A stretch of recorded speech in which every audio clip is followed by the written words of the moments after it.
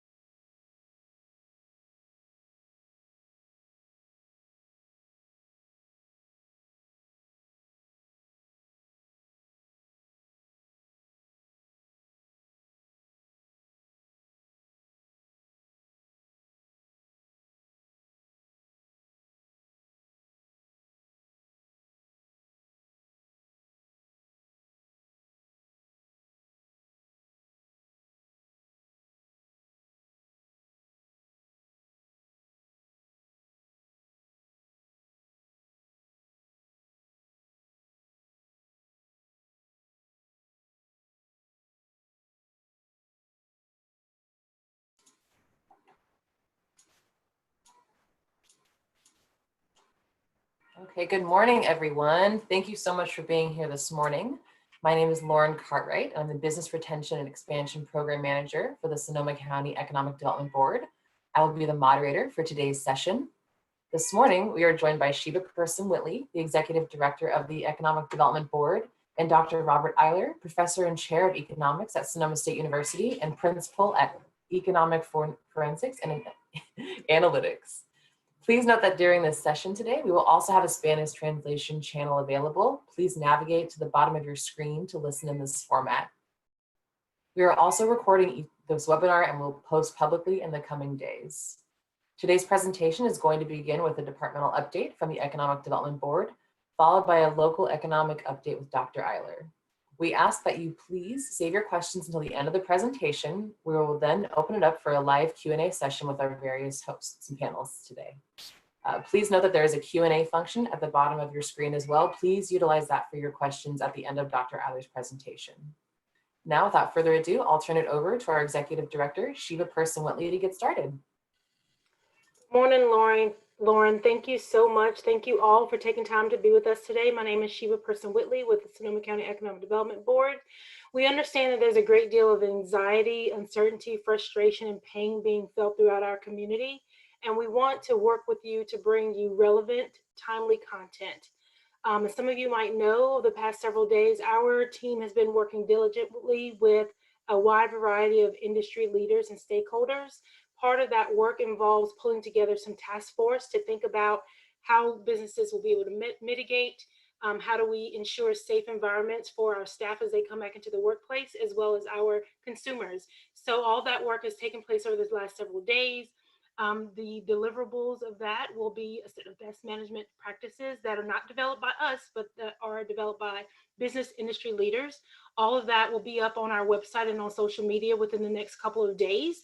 This is all serving the purpose of pre-positioning ourselves to be ready as the governor looks forward to a phase 2 reopening.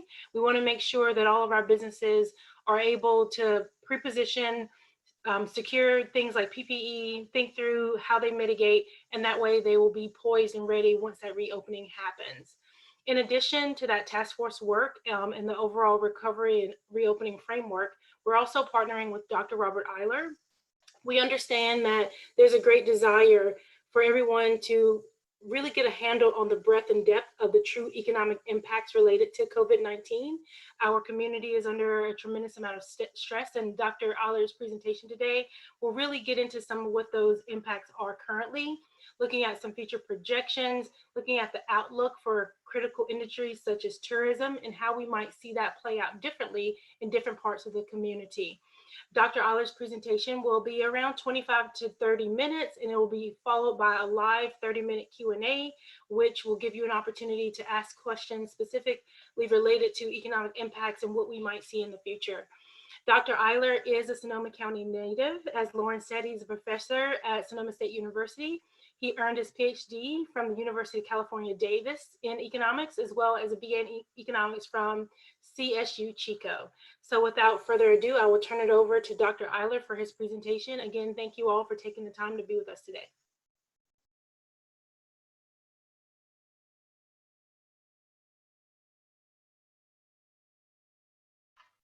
Hi, folks.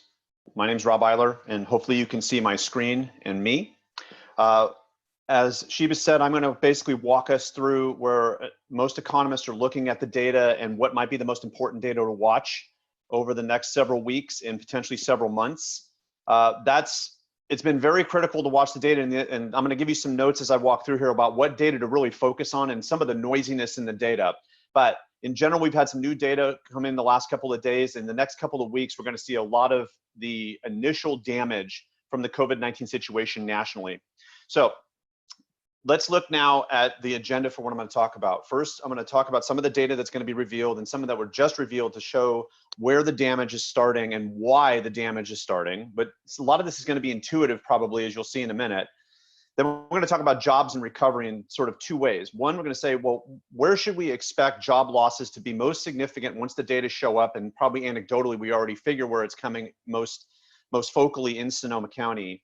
But then think about what does that mean going forward and how are the risks not only to specific industries, but to specific cities in Sonoma County to really grasp where the economic impacts are going to lie. So as Sheba said, I'm going to do a study on this, but for now, where I'm really focusing is just trying to say, where can we see some of the action in terms of the economic impacts, thus to focus economic development efforts immediately and then going forward.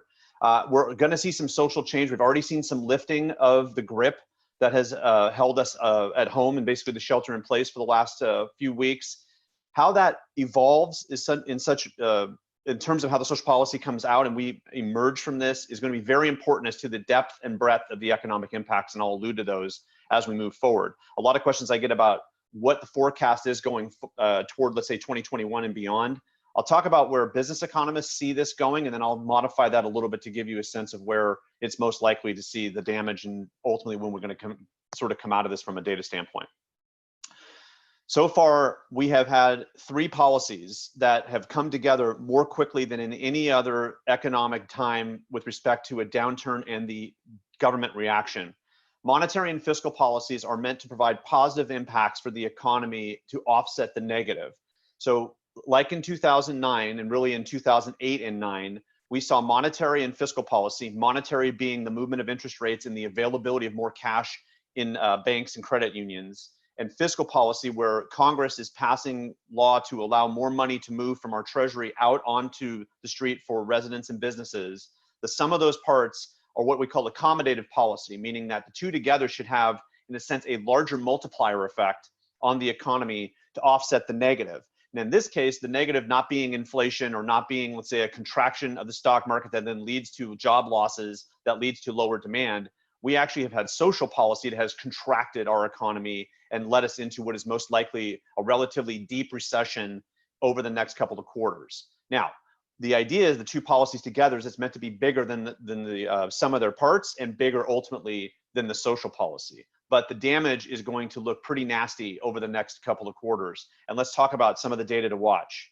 One of the things economists have been very focal on is looking at the movement of what we call new claims for unemployment insurance. So as people lose their job, they go to get their unemployment insurance. We want to watch those so-called new claimants because that tells us, we think, what the net change should be in unemployment, which then we can map over to a change in gross domestic product, income at home, and all the other parts of the economy because they're all somewhat connected through labor markets. So you can see these data are from 1986 forward, and you can see the spike at the far right end as to what the quarterly average. So I did a quarterly average so you wouldn't see this real flat line and then this huge spike. And you should think about it more quarterly and not just week to week, even though the numbers are coming out week to week for the US, because it could be that within 8 to 10 weeks, these numbers are suddenly back down very quickly again. And that's what most economists are betting on and what we hope happens. But that's the US progression since 1986. And you can see the recession spiking. I'm going to show you those in a minute. And this is California in contrast, a little bit more seasonal. But here are the last three recessions since 1986 to give you a perspective of what happens with these claims data once we start to move in toward what we look like as recession. It usually is a much more gradual movement, meaning that some industries lose jobs, other industries start losing jobs, and the conditions of the economy worsen. In this case, the spike, as you can see in the far right-hand side, is so dramatic that we're expecting a very dramatic change in our economy, which I'll get back to in a minute.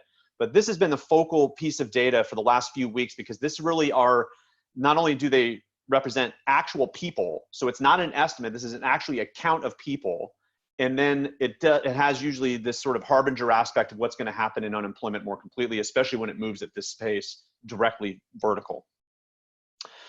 The next stage is to not only say people that have started to get unemployment insurance, but do they continue to stay on it? So while the last graph I showed you is the beginning of unemployment insurance, this graph is about continued claims, or how long do people stay on unemployment, and thus do we expect the duration of unemployment to last? Well, the same data, 1986, or same data line in terms of time, 1986 forward, and you can see the three recessions in contrast, that continued claims lag a little bit. Unemployment then lags a little bit in terms of when you turn the corner, but the continued claims do tell a story along with new claims about where we may be headed. So we're going to be watching both those pieces of data to hopefully predict when we'll get the peak of unemployment. And we're going to see some really wild numbers, folks. So, put on your seatbelts the next couple of quarters in terms of how labor market data are going to come out. But those data should at least tell us early where we should expect the turn in the economy and getting back to something that's a little bit more normal. But you can see the Great Recession, the big movement up in both continued claims and unemployment rate in the third shaded area moving left to right. Okay, so some new data that have come out recently. The US GDP, or what we think of as the productivity of our economy, the first estimate for the first quarter of 2020 came out last week. And it had these numbers. You can see on the far right-hand side, the first quarter of 2020, we saw a change of negative 4.8%.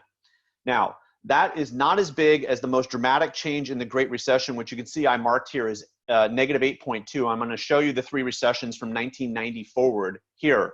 But we're expecting a much more dramatic drop in the second quarter. So the first quarter of 2020 is just the beginning. But what these data at least suggest is that the pain is now being felt in the labor market, which then transmits itself to the income levels we generate and really our overall productivity as an economy. And we saw the signs of this coming out of China early because they left this situation earlier and we knew this was coming. So the good thing about this is it's corroborating what our economic logic was as far as where we see the damage in the economy. But we probably want to dig one level deeper because all these numbers are sort of high level estimates. If you go one level deeper, I'm going to show you each of the components of gross domestic product to see where the damage is most specifically, because in a sense, you can think about what that means for the local economy in terms of where the damage should come with respect to our businesses and our workers and our ability to generate income here in Sonoma County. Consumption is normally the largest part of gross domestic product, somewhere around 70% of gross domestic product, but its contribution to GDP, as you can see, fluctuates. This is from the year 2000 forward in quarterly data. But you can see the blue line on the far right-hand side is big. Here's business investment. So you can see in the Great Recession, which I'm going to shade each one of the recessions in just a minute, there was in the middle of the graph, you can see a lot more of that color that represents business investment. So we're expecting business investment to sag and be one of the key components in the second quarter of 2020 as to the reason why we're going to drop relatively dramatically. Then there's government spending, which you can barely see in the first quarter of 2020 because there wasn't much contribution yet. We're hoping in quarters 2, 3, and 4, we see that rise because of all the fiscal policy I just talked about. And that should help, hopefully, suppress the ultimate depth of this problem from going too deep, but we'll find that out. And then exports fell a little bit because we didn't sell as many goods to the world, but our imports also fell, which contributed positively in kind of a dubious, ironic fashion to GDP because we didn't buy as much stuff from outside the country. So when you add all those parts together, this is the graph I just showed you, but as a line. And then here are the dot-com recession, the Great Recession, and the current situation in historic contrast. So you can see that the fall in GDP is not as dramatic yet as we saw in the Great Recession, but we're expecting numbers that are going to be much uglier than the Great Recession, unfortunately, in a bit. But let's break down consumption a little bit because this can be a little bit more focal about what we expect locally. Consumption is broken into two pieces, goods and services. The goods market, where we're buying goods from, let's say the grocery store or other retailers, did not sag that much. And a lot of that's because we picked up our grocery purchases and other items like toilet paper and paper towels and hand sanitizer and everything else that we kind of ran to Costco and bought in mass. But that was offset by how we weren't buying things like appliances, cars, etc. So not much loss in consumption here. And you can see the Great Recession as that third shaded area, much deeper cuts. Now those deeper cuts are coming, but we don't expect the goods consumption side to be that dramatic. Now, that's contrasted to services. So restaurants are services that are provided that we have as consumption. And you can see here, much more dramatic change. So if you look, here are the three recessions. The Great Recession, again, that third shaded area, this is from 1990 forward. You can see where it was negative 2.2 at its nadir, if you will, at the bottom, and then negative 10.2 just in the first quarter. So we're expecting this to be the main drag outside of business investment on the economy going forward, where the slowdown in the consumption of services, a lot of it restaurant, hotel, et cetera, things that Sonoma County has as focal industries have sagged. So we should expect there's going to be some damage specifically in services, really more in hospitality services than any other place. And that's one of the drags on our economy going into the second and third quarter for sure.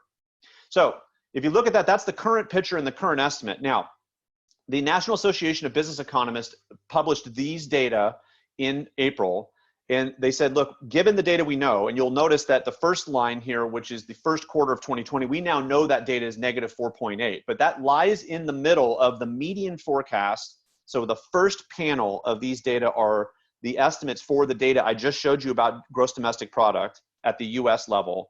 You can see the median forecast, which is in a sense the so-called middle of the distribution, and you could say is the most likely to happen, was off. It was a little bit more optimistic than we actually saw in the first quarter, but the five lowest are much more dramatic in terms of the negativity. So we kind of almost ended up relatively in the middle of the median and lowest forecast. The highest forecast, which was very optimistic, was somewhat off. But the next quarter is really the key. Notice that the middle forecast is for negative 26.5%, or a real slide of our productivity in the United States, where the five lowest were very much a slide, basically having the growth of the American economy and really having our productivity overall in the second quarter. But then to bounce back relatively quickly, we're still negative in the third quarter and then slowly evolving from that bottom.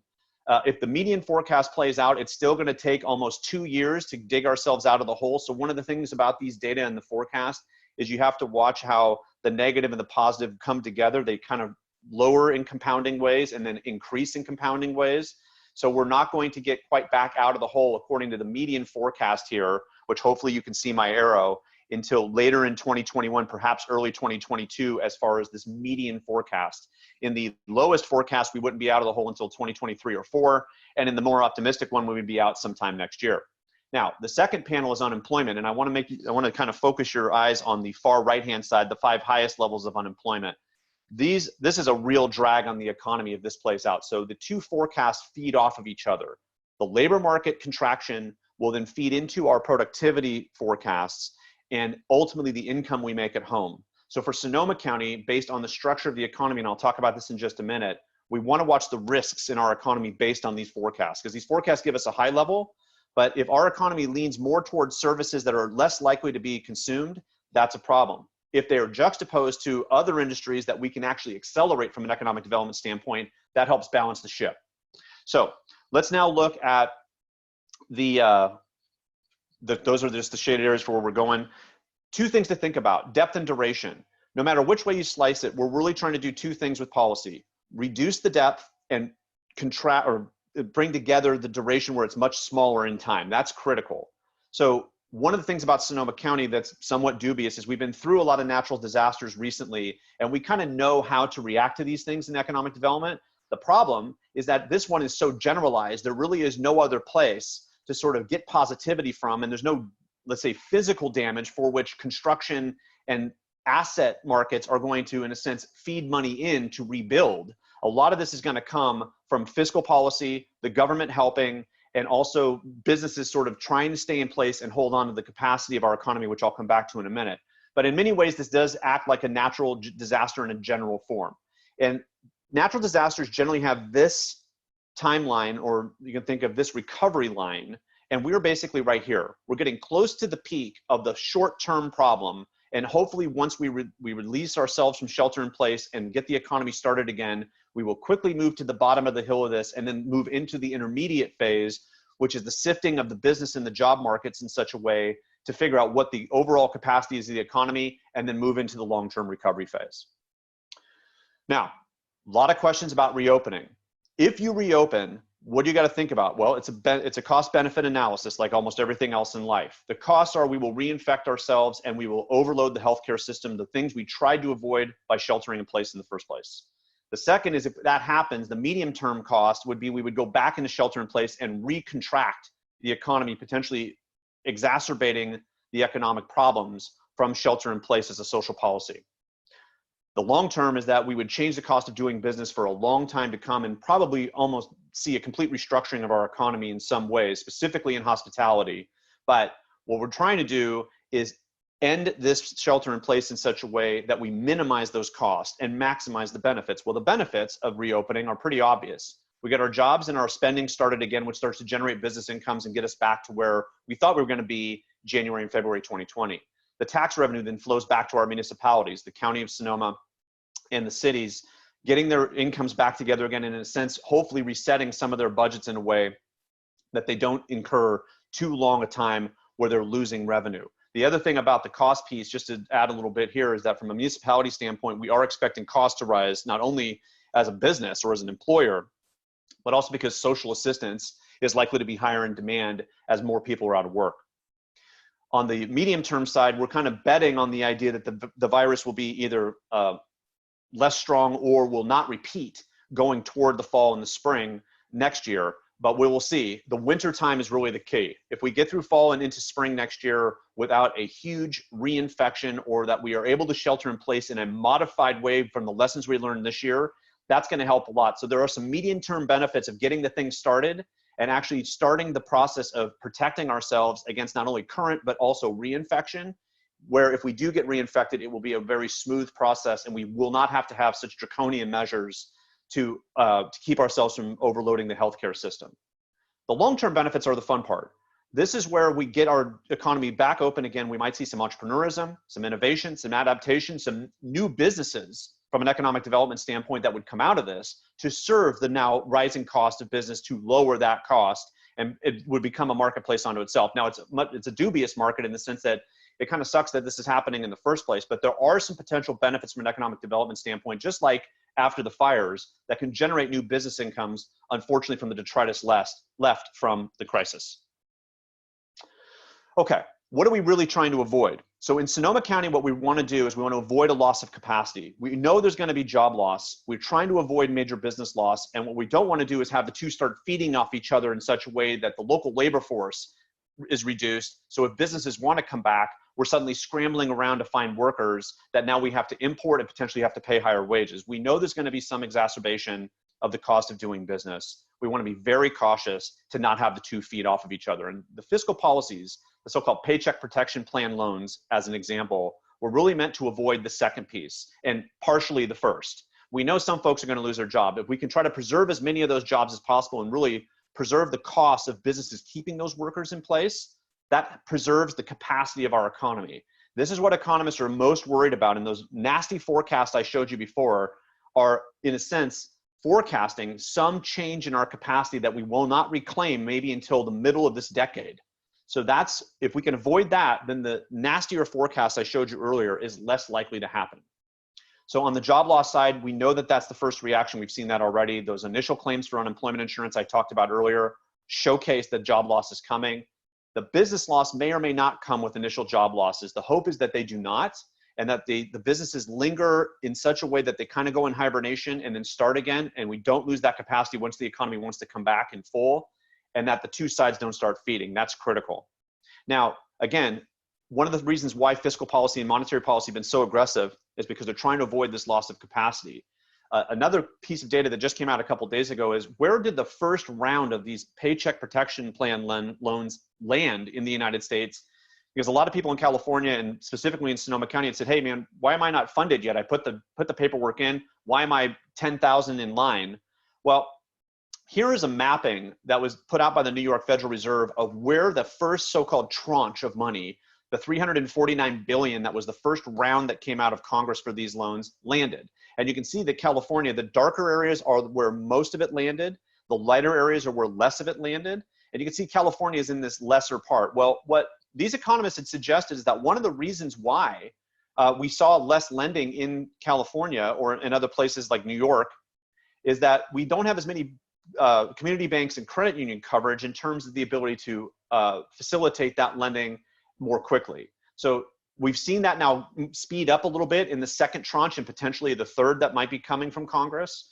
But part of this is, and I wanted to give a quick shout out to community banks and credit unions facilitating that movement more quickly. And now we're seeing that across all banking and all credit unions. But that's one of the reasons why there was a drag, according to the economists at the New York Fed, in terms of places like California, Oregon, and Washington.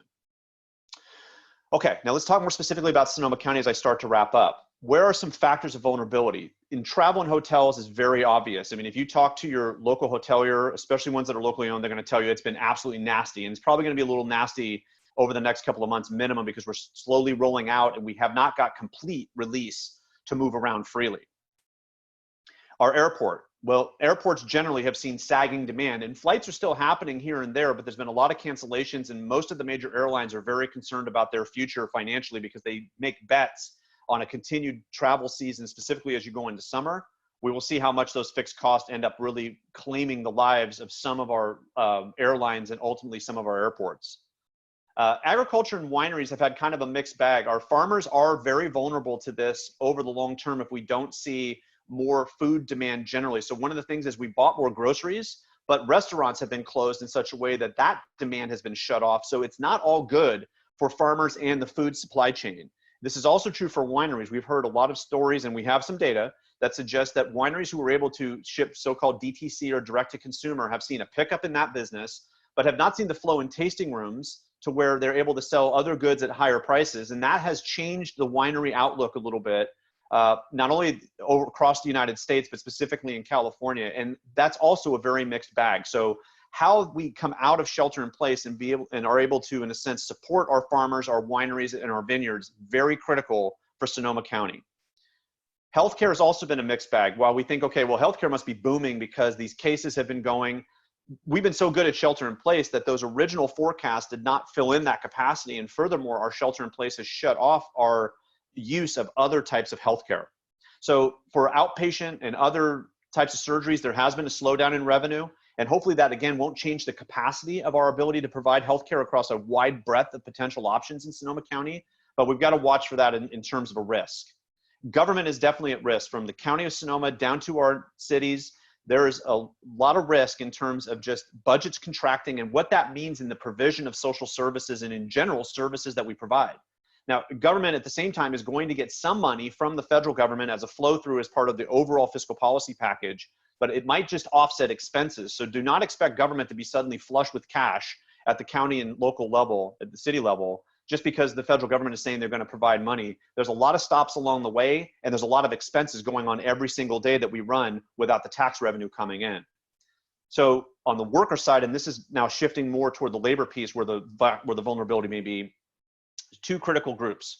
One is our low-wage workers who may be already just a couple of paychecks away from either being marginally in their home, marginally in their car, or just marginally keeping themselves out of hunger. That group is critical, and that's where the social assistance piece is going to kick in big. So the merger of the government reaction and vulnerability and that group's vulnerability are key into getting ourselves out of this situation cleanly and preserving that part of our labor force. The second piece is our undocumented workers. So one of the things that we had talked about with immigration policy as economists is that we were going to test how vulnerable a lot of our industries were to a loss of a workforce that we don't really track very easily in our normal data. If they go away, are we going to suddenly see some problems in some shifting labor markets, especially in agricultural markets during harvest time? Is that going to change the dynamics of those markets in such a way for the negative and increase the cost of doing business? We should assume so. Okay. Now those are the industry side. Now let's talk about our cities. The cities that have more exposure to tourism and retail that's based on tourism and also restaurants are more at risk than other ones. So town of Sonoma, Healdsburg, the coastal areas of unincorporated Sonoma County, that's where we're going to see probably most of the initial damage. Now, you might say that some of these towns and cities are relatively affluent. That's true, but that's from a residential standpoint, not from a business standpoint. The businesses in those areas, because they are in small areas, cannot rely 100% on the local residents to basically feed income. They rely on a flow of people coming to Sonoma County because of its beauty and the winery and the coastline and the whole 9 yards, if that flow stops, which it has, it does put every business at risk that depends on that flow. So the larger cities in Sonoma County have also had some issues and are going to see some more. Santa Rosa, Petaluma, Rohnert Park, and Windsor all also depend on a flow of visitors, but also just depend on the incomes of their residents to feed a natural economic engine. And when those go down, and if unemployment is sustained over a long period of time, it's going to be a really slow slog coming out of this. And it might look more like the Great Depression than, let's say, the dot-com recession in terms of duration and depth. And that's something we're trying to watch. I mean, and obviously places like Grayton shutting down for a short term, that can change some of the dynamics in places like Rohnert Park in the medium to long term, depending on how they come out of this. The smaller cities that may be attached to our slightly larger ones, though Cloverdale is obviously more north, they might actually be okay in all this in terms of the mix. They maybe rely a little bit less on the flow of tourism, a little bit more on the residence pool, but they're not immune. So most of the cities in Sonoma County, if not all of them, face some risk because of the lack of flow of people from outside of Sonoma County that feed income in. But in terms of the risk, where we really have the risk are on the top cities in terms of Sonoma and Healdsburg, but also our coastal and unincorporated areas. Okay, so triage. We know there's going to be a shadow cast no matter what happens, so we need to watch and see how that shadow plays out over most of our industries. Tourism is a big place where we got to put some triage right away. We know our downtowns are also going to have some problems. So those cities that have relatively developed downtowns and rely on a flow of people, not only workday people, but also the flow of tourism, we got to think of those as sort of distinct but connected entities. That where we got to focus our effort is in those two places primarily. And then we need to think about construction. One of the easiest ways of getting out of recession is to start building and start building capacity. So this is where government can partner very easily and make sure that permits continue to flow and that housing starts continue to flow. Here's a mix of the unemployment rate in Sonoma County and also the new claims for unemployment insurance to give you a sense of that sort of leading indicator that we want to see in predicting where we might go from here. You can see a couple of episodes, and hopefully my arrow is going to show up again. Here's the fire right here. And then here's the Great Recession. These data are from 2002 forward. You can see that the height of the Great Recession, the link there was that about 8 months after we peaked in new unemployment insurance claims, we saw unemployment peak. So we're hoping to see that peak in Sonoma County over the next few weeks and maybe just over the next month absolute total, which means maybe 8 or 9 months later, we will see all the unemployment we're going to see and our economy will slowly start to come back. But notice how slow a slog it was coming back in Sonoma County because we had a lot of exposure to housing markets. We don't maybe have that kind of risk in this round. And it'll be very intriguing to see what happens in housing markets if both supply and demand sag over the time while our economy is sort of putting itself back together again, and then walk hand in hand back up once consumers and businesses become a little bit more optimistic. Okay, let's look at taxable sales risk. So I want to kind of close the loop on what I talked about before by looking at the average percentage of taxable sales by city that are retail or restaurants. So Sonoma County as a county is on the far right-hand side, and California's average is this dotted line. So you can see Sonoma County overall is not that much more than California in terms of the risk of a reduction of taxable sales income from specific industries that we know have had some serious problems over the last 6 or 7 weeks. But you can see some of our other cities are a little bit more exposed, including our larger cities, but really the ones that have a lot of flow of tourism that they bank on. So when you're thinking about risk, a lot of the risk initially, but not only to our municipalities, but to our jobs, are going to be in retail, restaurant, and hospitality services, and then linger into other industries. Okay, so to wrap up, what to watch? We know labor market changes are coming in the data, we know it's already happened, but the data are going to really corroborate what we've heard, seen, or otherwise believe should happen theoretically. The data for April for Sonoma County and for every county in California is coming next week. And we're going to sort of have those data ready to go in terms of looking at the industries that have lost jobs. But there's some big data coming. 30 million people are estimated to have gone and asked for unemployment insurance in the US and about 3.8 million in California. That assumes relatively high teens and maybe 20% unemployment for April and May. We will see if that plays out, but you should expect some very ugly numbers in the next couple of months in terms of unemployment, including Sonoma County. The epidemiology is the key. We need to get the cases to allow social policy to contract, get us back moving again, trying to avoid a deep dive and a long duration of problems. So, but until we feel confident, and really it's the governor's office that feels confident that we've turned the corner, it's going to be a very slow reopening, which means there may be a little bit more depth and duration. And when the lift comes, hopefully we will be able to get back at it very quickly, focusing on that triage, trying to make sure that we keep construction going and use that as a tool to move forward and get the multiplier effects, getting our downtowns and our tourism back on track as soon as possible. And if possible, there is one positive, and I'll leave you with this. The one positive in terms of tourism is because we may be a little reticent to do air travel, folks in California that otherwise might have gone to Europe may now look at California and driving someplace as a place to go. So we may trade off national and international visitors for very domestic ones, and marketing toward those might be a very good first step to reclaim some of the losses in tourism in our local hospitality industry. So think about that in terms of economic development, and EDB does such a great job in coordinating all those forces. It'll be something to watch as once we start to reopen. So with that, I think we're ready for questions. Thank you so much for that presentation, Dr. Eyler. It's really interesting just to hear about, I know we're all kind of in so much like stress and anxiety right now, but to actually just see the numbers and try to understand that impact right now and what we could potentially see down the road, it helps set the scene a little bit. So I look forward to kind of following this through. For those of you in the audience, we are working with Dr. Eyler on a longer term project with regards to an economic impact of COVID-19 overall. So as we kind of get through this evolving situation, we will eventually kind of have a final impact report that we'd love to share with the group as well. So keep an eye out for that, but until then, just stay safe and healthy. So why don't we go ahead and get started on some questions. I did get one question in advance that I want to just kick off with, and it kind of ties into the tourism you're talking about, Dr. Eyler. With Sonoma County's economy being so reliant upon outside visitation and tourism, I'm concerned that our local communities will be resistant to allowing the tourists to come back to the region for fear of spreading COVID-19.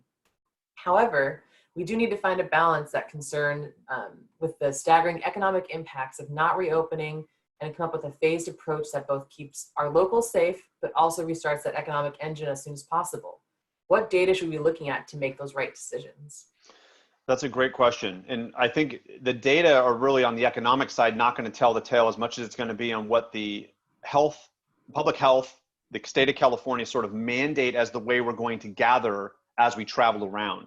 So hopefully those measures will not be extremely draconian. Hopefully there will be some strategies to reduce the cost of gathering, and that within a couple of weeks, people will just simply say, look, I don't want to be in my house anymore and I got to get out. So I'm cool to conform to wearing a mask and wearing gloves as I got a glass of wine in my hand and just, pulling the mask up and having a glass of wine and just adapting to the situation because I've got to get out of the house. I think that the fear that people are not going to travel around is a good thing to think about on the front end, but hopefully the strategies and how to attract tourism back and in a sense keep people safe will emerge relatively quickly to reduce that fear and hopefully get people moving again once they are able to do so. I think the bigger thing on the economic side is going to be whether or not the unemployment is so dramatic and the job losses in reality are showing their face in terms of reduced consumption, that we just simply see lower tourism levels, especially in our higher end parts of hospitality, because people can't afford to do it. That I think is where you're really going to see the economic data flow into these shifts in the way tourism is going to work. So on another note, thank you for that. With regards to the workforce, so we're looking at how folks might modify their careers in the future, given all that's going on, especially in our county in the last 4 or 5 years alone. So where are the replacement jobs or, future opportunities for displaced workers going to be? Unemployment is horrible. Which jobs and industries will be growing so we can assist with reemploying these people? That's a great question. So one of the things you can't forget about is that economic and workforce development walk hand in hand when things are flowing very well. There is a serious workforce development challenge on the other side of this, but as somebody who works at a university, and actually I run our workforce development programs at Sonoma State University as well, we're trying to think of ways in which people might be able to upskill, meaning that they lost a job in, let's say, a relatively lower wage, maybe lower skilled area, and they're saying, okay, that happened. Now I'm on unemployment insurance and I have some time based on the expanded duration and the expanded amount of money that I'm going to get. I'm going to try to do a career change as a result of this. Now you might say that, wow, that's a spectacular thing because that's a good generalized way of turning a negative into a positive. Well, dismal scientist. Here's the problem. The problem is that there's two issues that come out of that. One is you don't want to lose your local workforce that, in a sense, feeds into those lower wage entry level jobs because everybody's upskilled at once. So we need to watch how that happens. And again, it's unknown how many people would actually take advantage of incentives to do that. But one thing from a workforce development standpoint, you could say, if you're thinking about a career change, looking at manufacturing, construction, a movement up in skill base, coding, things that could be portable or, let's say, more value add jobs, not only for the worker, but for the economy, that's a way of upskilling. You don't want to lose a core workforce or, in a sense, reduce incentives to stay in those jobs later, because then we'll be scrambling around and all wages will rise as a result of that, which you could say is good, but it exacerbates the cost of business. Again, those trade-offs are nasty. The one thing that's been tricky to figure out is how those expanded benefits, both more money and longer duration of the unemployment benefits, are actually going to reduce the, in a sense, incentive to come back to work. If the economy turns around and your former employer says, okay, hey, great, I had to lay you off, but now I want to rehire you. No, thank you, because I'm actually making a little bit more at home than I was at work.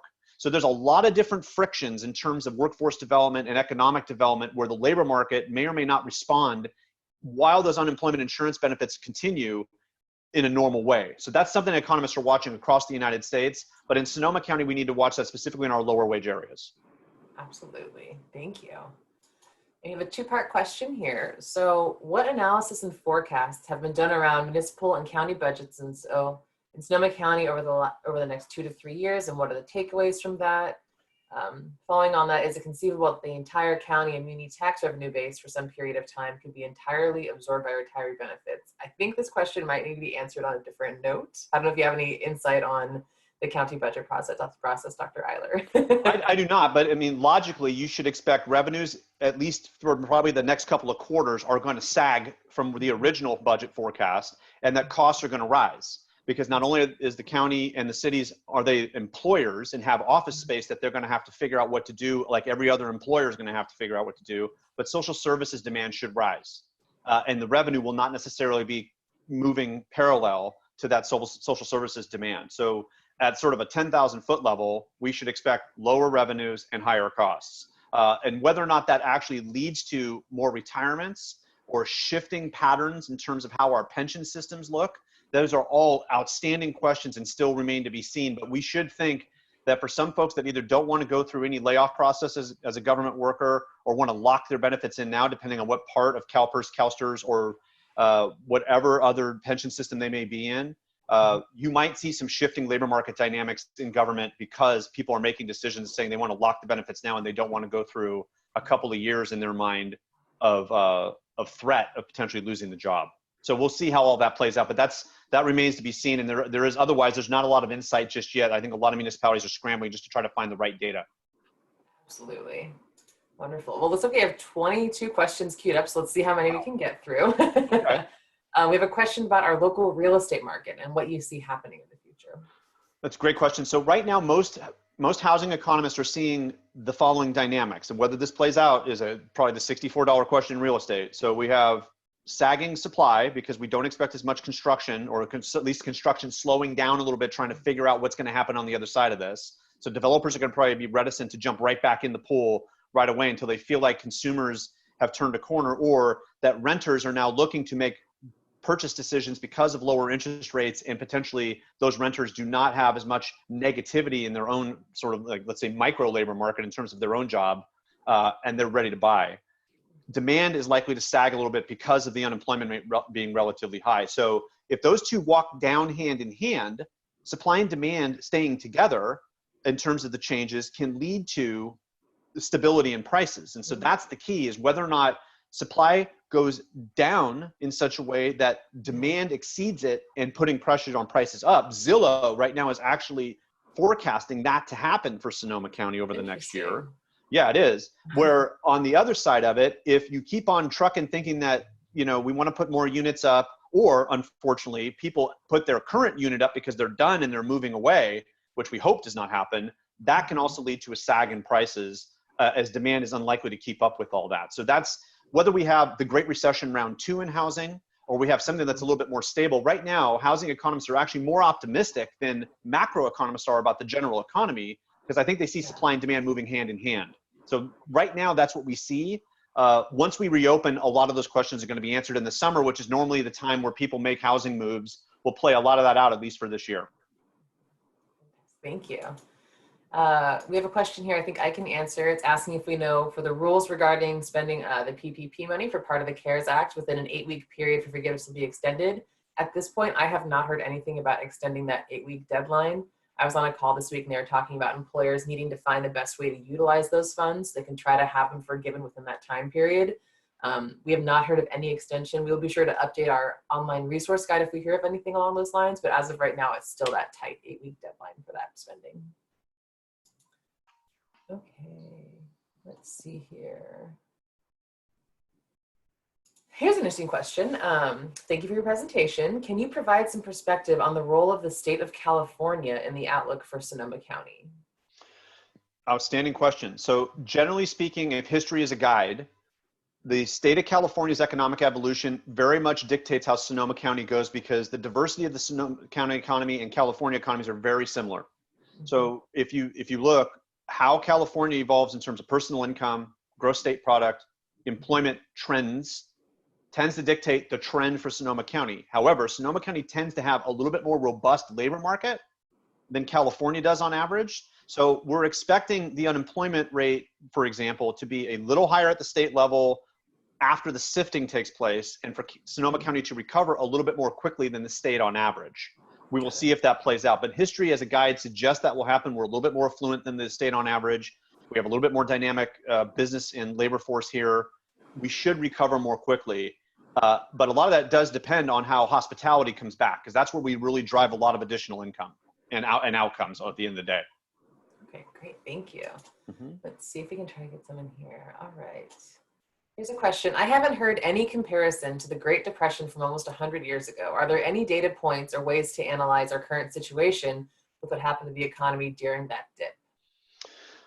So you're going to see numbers in unemployment that are reminiscent of those historic numbers. The key to the Great Depression is that it started on the financial side, drifted into the labor and income markets, and then had another double whammy from policy, or not another, but had a double whammy from policy and just simply a complete gutting of confidence, both business and consumer confidence. So we're not expecting as economists to have a longer duration of the problem than, let's say, a few quarters on average. You saw in that median forecast that the negative GDP growth, or the getting to the bottom, was going to happen maybe over the next couple of quarters, and then we're going to slowly get back up. The most negative forecasts are something that are more reminiscent of the Great Depression. But the Great Depression was much more like the Great Recession, and this is why we call the Great Recession, because it had some of the similar elements to the Great Depression, and since it was financial and then labor and income markets were both sides of the economy, what an economist would call the financial and the real side, sagged parallel.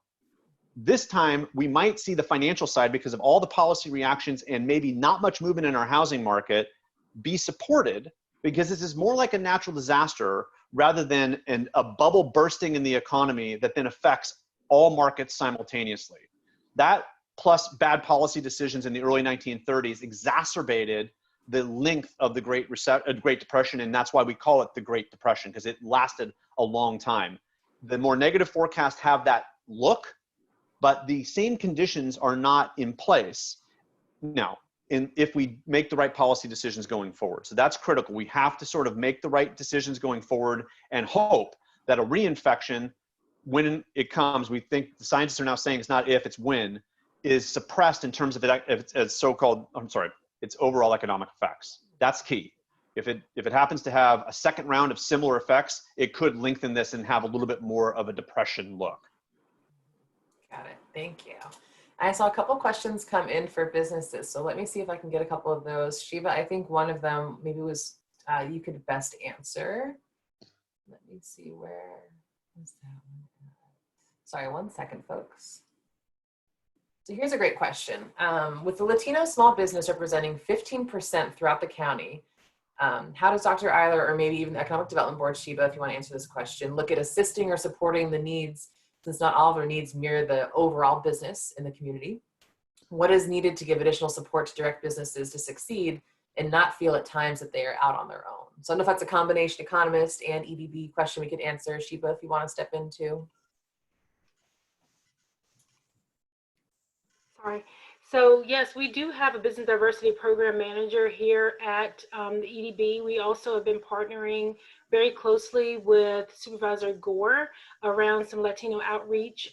We understand that there's certainly a lot of specific and unique needs to the Latino business community. Also, we're making a great effort to expand the work beyond that.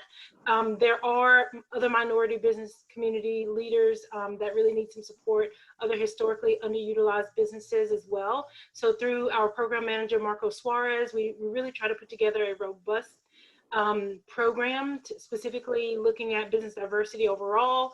Where are the gaps? How do we think about our resource allocation, making sure that things are accessible, making sure that we take into account cultural awareness and access. So we have a really small team here at EDB, but in terms of our policy and our approach to the work, we really try to be as intentional as we possibly can, knowing that there are at times very specific barriers that need to be overcome within those communities. Awesome. Fantastic. All right, let's see. We've got about 8 minutes left and still 24 questions. Let's see. As we continue to help young people prepare for their future in the short term and careers in the long term, and what changes might we need in education considering training or future workforce needs, like with regards to your education plan? That's a great question. So one of the immediate reactions to this might be that there's going to be this burgeoning change in healthcare. That burgeoning change was already on us. Now it might be shifting a little bit because we may see resources specifically try to provide incentives for folks to pursue careers in acute care, disease prevention, science, all kinds of things that are sort of tangentially or directly related to COVID-19 or its future evolution. I think the critical piece is that not much of the structure of the economy has changed yet. Unfortunately, how hospitality evolves may change the way we look at jobs in that industry and may change job outlook overall in terms of automation coming in to replace labor, because now labor may be more tricky to find. So one of the nasty medium to long-term outcomes of having short-term higher unemployment insurance benefits is that if you can't bring a workforce back and you actually see things getting better, will you be, if you're on the cusp of making a capital labor substitution, will you suddenly make that change from people to something that's more automated if you've been on the fence? So the classic answer is that we don't know the jobs of the future enough to know what programs to put in place, but we're assuming there should be an expansion on the healthcare side, probably on the biological science side, cybersecurity. Those things were kind of already evolving, and we expect that those are going to still be around 2 or 3 years from now. I think the critical factor is over the next few years, where do we see substitutions for automation that the labor market shifting now provides businesses with an incentive to make that investment, especially with interest rates relatively low, to then think 10, 15 years in the distance and reducing costs. That's a critical piece for thinking about how education and the labor markets are going to evolve on the other side of this. Absolutely. We've got about 5 minutes left. I think that both of you might be able to answer this question from different perspectives. So I'm going to wrap up with this one. With communities so dependent on the tourism industry becoming so vulnerable, is this an opportunity to diversify the local economy? If so, do you have any examples of areas that have done this in the past? Perhaps you can kind of look at economist versus ED perspective on that. Absolutely. I think we always in our department are always looking at diversification. Overall, Sonoma County actually has a very diverse economic profile anyway. I think that people have a perception that is all tourism based, but we have a very strong manufacturing and other sectors as well that thrive here. So I want to kind of dispel that. Of course, tourism is very important.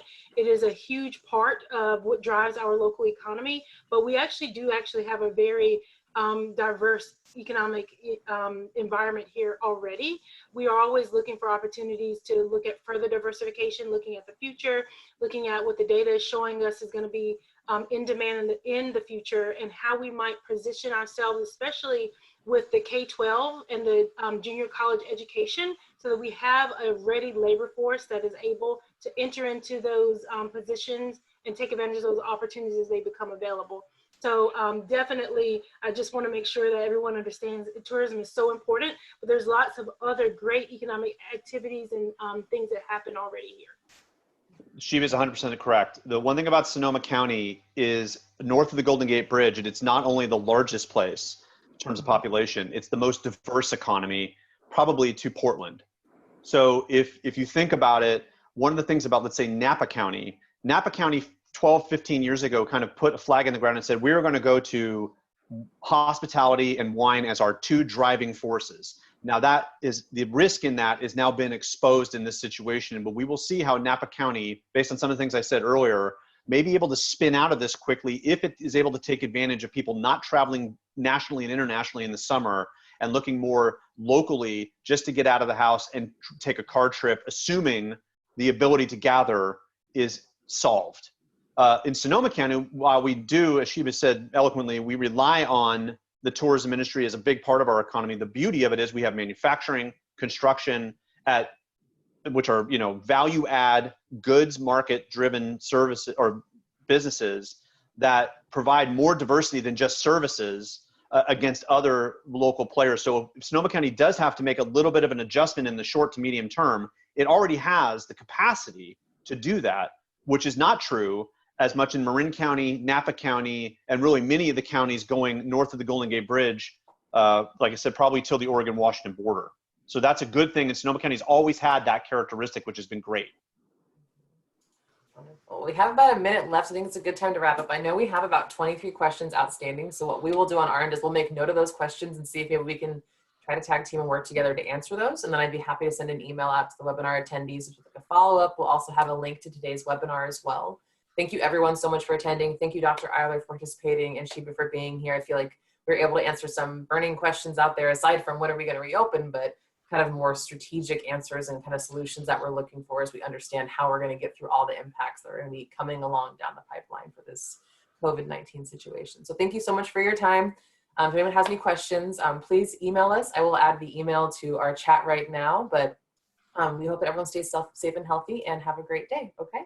Yes, Thank you. and one last note, I know that there's a lot of questions about nonprofits and about foundations and how they can position themselves in this particular situation, as well as how these impacts might play out differently in some of our minority and historically underutilized businesses. So we will get those answers to you as well when we push that information out in the Q&A. Thank you. Thank you all. Thanks, folks. Take care.